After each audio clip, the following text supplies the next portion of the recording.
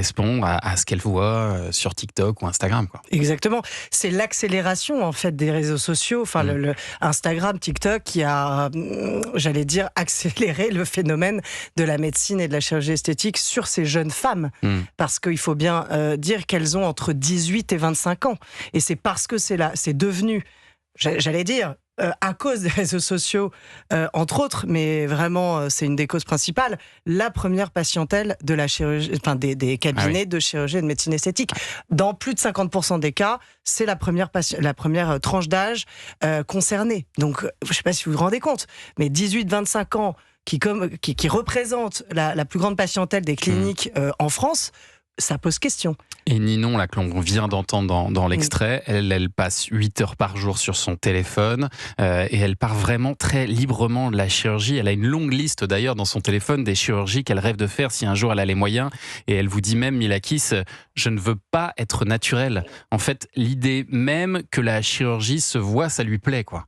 Ça, c'est incroyable. Oui, tout à fait. Ninon, il y a vraiment une forme de performance. Je pense qu'aujourd'hui, il y a une forme de performance chez les jeunes qui vont vers la médecine et la chirurgie esthétique. Il y a vraiment une idée transhumaniste qui rejoint cette idée des filtres avec les réseaux sociaux, de se transformer instantanément et d'oublier que le corps, c'est de la chair et de penser qu'on est juste une image, en fait.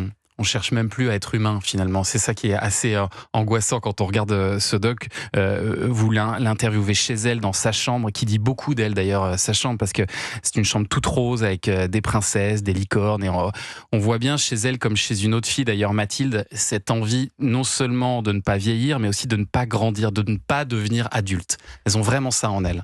Oui, il y a vraiment un côté, Peter Pan, préserver l'enfance. Il y a vraiment ce côté princesse, petite fille.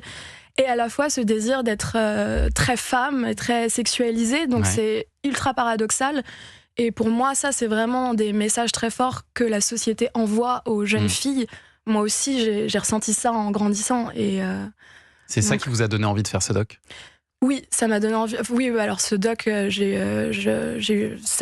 m'y suis intéressée parce que moi, j'ai moi-même vécu ces injonctions adolescentes.